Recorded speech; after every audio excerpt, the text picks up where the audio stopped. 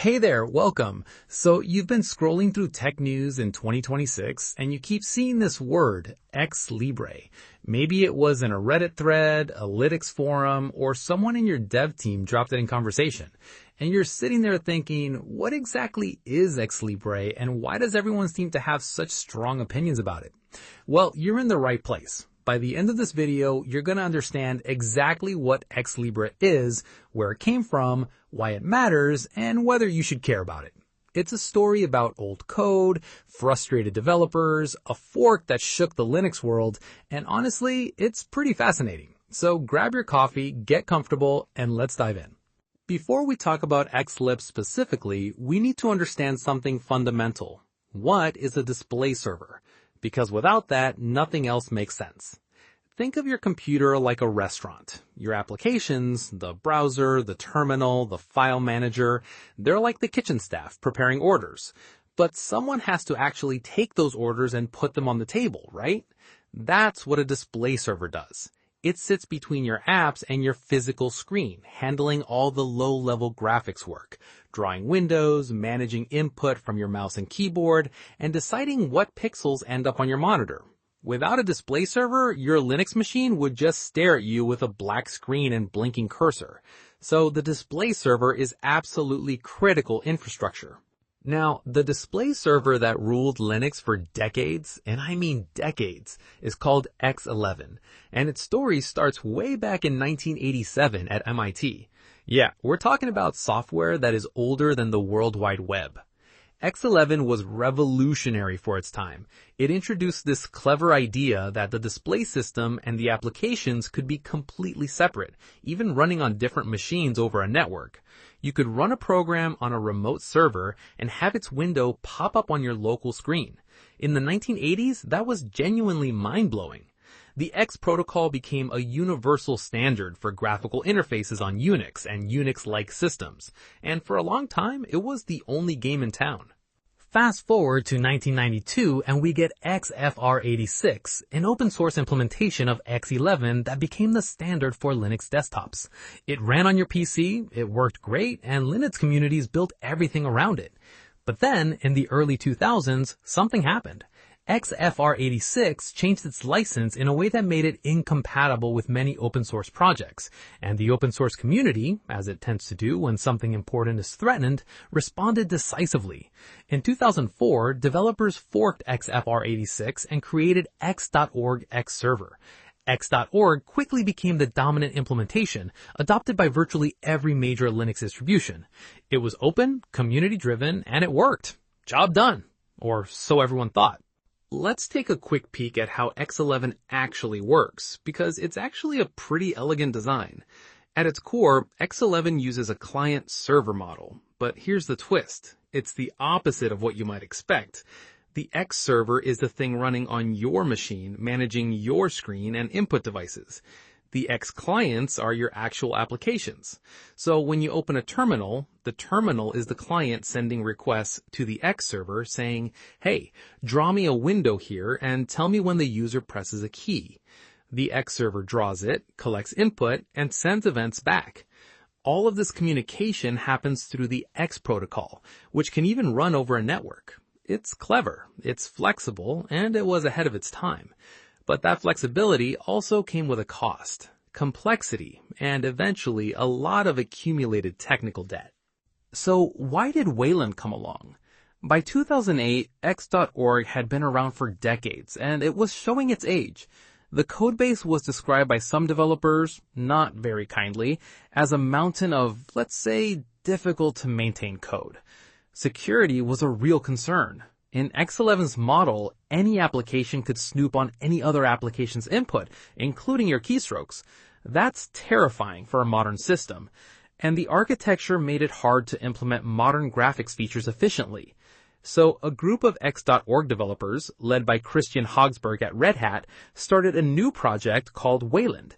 The idea was to start fresh, a cleaner, more secure, more modern display protocol designed for today's hardware. No legacy baggage, no decades-old design decisions. And Wayland is genuinely good in many ways. It's more secure. It's more efficient. Modern desktop environments like GNOME and KDE Plasma have invested heavily in it.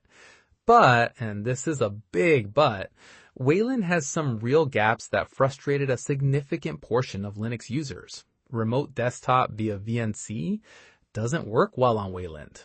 SSH X forwarding, where you run a graphical app on a remote server and see it locally, that's an X11 superpower that Wayland just doesn't replicate. Legacy applications built for X11 often broken or needing special compatibility layers. Accessibility tools, not always well supported. For power users, system administrators, and people running older software, the push to Wayland felt like being told to give up tools that still worked perfectly fine. Then came the moment that really changed everything. In 2024, Red Hat announced they were removing X.org support from RHEL 10, Red Hat Enterprise Linux. And in 2025, Red Hat stopped maintaining X.org Xserver in the free desktop source code repository altogether. The community started calling it X.org Entering Hospice. No new features, minimal security patches, essentially on life support. Other major distributions began following suit. Ubuntu, SUSE, Fedora, all doubling down on Wayland as the future. For people who relied on X11 for legitimate, important workflows, this felt like the rug being pulled out from under them. And into that frustration, that gap, stepped a determined group of developers with a bold idea. So, who started X Libre? The central figure is a German developer named Enrico Weigelt. He had been submitting patches to X.org for years, patches aimed at security improvements and code modernization, but the X.org maintainers at Free Desktop repeatedly rejected his contributions, citing code quality concerns. Things got contentious. Weigelt was eventually removed from the Free Desktop infrastructure. Rather than walk away, he took a different path. He gathered a group of like-minded developers and did what frustrated open-source developers have done since the beginning of the movement. He forked. In 2025, XLibre, X-Libre, was born as a hard fork of the X.org Xserver, with the explicit goal of doing what X.org's maintainers wouldn't: modernize it, patch it, extend it, and keep it alive for the people who depend on it. What exactly is X11's mission? At its core, XLibre wants to extend the life of X11, not to compete with Wayland forever, but to give X11 users a maintained, modern, functional alternative while the Linux ecosystem transitions. The project applies patches that were rejected by X.org, fixes long-standing security issues, and adds new features that X.org never got around to. It also aims to clean up the codebase, removing dead code, modernizing internals, and making it easier for contributors to work with. Think of it like taking an old but beloved car, gutting the rusted parts, fitting it with a modern engine and safety features, and putting it back on the road, rather than just telling everyone to buy a Tesla. XLibre is for the people who love their car and want it to keep running, but better. One of the headline features of XLibre is tear-free rendering, enabled by default. If you've ever moved a window or scrolled a page on Linux and seen that annoying horizontal line where the top and bottom of the image seem to split apart, that's screen tearing. It happens when the display server sends a new frame to your monitor mid-refresh, so you end up seeing part of one frame and part of the next simultaneously. It looks awful, and it breaks immersion. Tear-free rendering solves this by synchronizing frame output with your monitor's refresh cycle, so you always see complete, clean frames. X.org had tear-free as an option, but didn't enable it by default. XLibre just turns it on, because why wouldn't you? Your screen deserves better. Another big one is HDR, High Dynamic Range. If you have a modern monitor that supports HDR, you know the difference it makes. Richer colors, deeper blacks, brighter highlights, a much more lifelike image. The problem is that HDR support on Linux has been patchy at best. Wayland has been working on it, but X11 traditionally had almost no proper HDR support.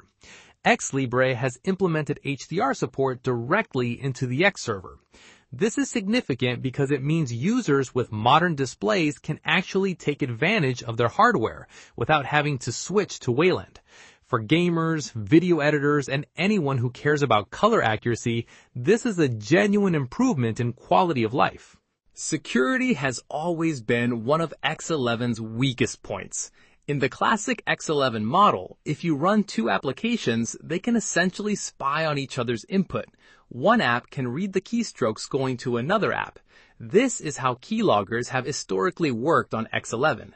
XLibre introduces the Xnamespace extension, which creates isolated namespaces for different applications so they can't snoop on each other. Think of it like building walls between apartments in a building. Before, it was one big open floor plan where everyone could hear everyone else. Xnamespace gives each application its own private space.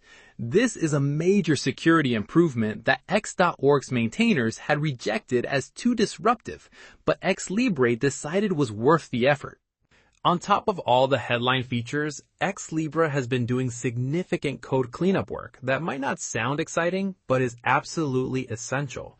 The X.org codebase accumulated decades of legacy code, old drivers, compatibility shims for hardware that no longer exists, and redundant subsystems. This made the code hard to read, hard to modify, and prone to bugs.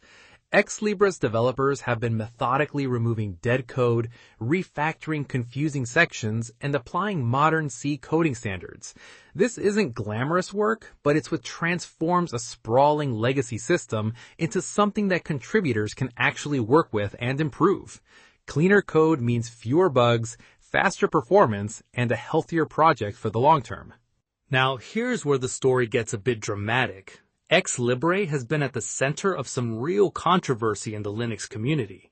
The Arch Linux team actually banned XLibre from the Arch Wiki, a significant snub. The reasons are a mix of technical and community concerns. On the technical side, Arch maintainers question the stability and code quality of a young project. But the more heated debate is around community standards. XLibre's GitHub README notably omits a code of conduct, stating they don't care about your political stance or sexual orientation.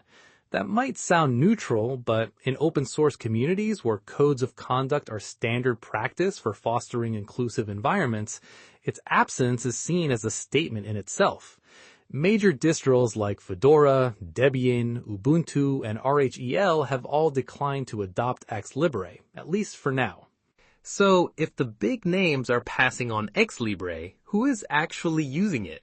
Well, Artix Linux, a rolling release distro based on Arch but without systemd, made XLibre its default X server in their April 2026 release. That's a significant vote of confidence. The FreeBSD community has been actively porting XLibre, bringing it to the BSDs. Experimental users, developers who rely on X11 features, and people frustrated with Wayland's limitations have been testing and contributing to the project. On June 5th, 2026, XLibre released version 25.1.6 with security fixes for multiple CVEs, showing the project is actively responding to real-world security needs. It's a small but dedicated community, and it's growing. Now, a question I know you're thinking, is XLibre and Wayland in some kind of war? Are they mortal enemies? Not really, and here's why. They're serving different audiences on different timelines. Wayland is the future for most mainstream desktop users. It's more secure, more modern, and major desktop environments are built around it. XLibre is for users who need X11 specific features that Wayland can't yet replicate. Remote desktop workflows, legacy apps, accessibility tools, and power users with specialized setups. They're two parallel tracks. In an ideal world, XLibre buys time while Wayland matures and fills its gaps. Some users might even run both, using XWayland for X11 compatibility within a Wayland session alongside pure X11 setups via XLibre. It's not either or, it's about having the right tool for your specific needs. So, should you actually try XLibre today? Here's an honest answer.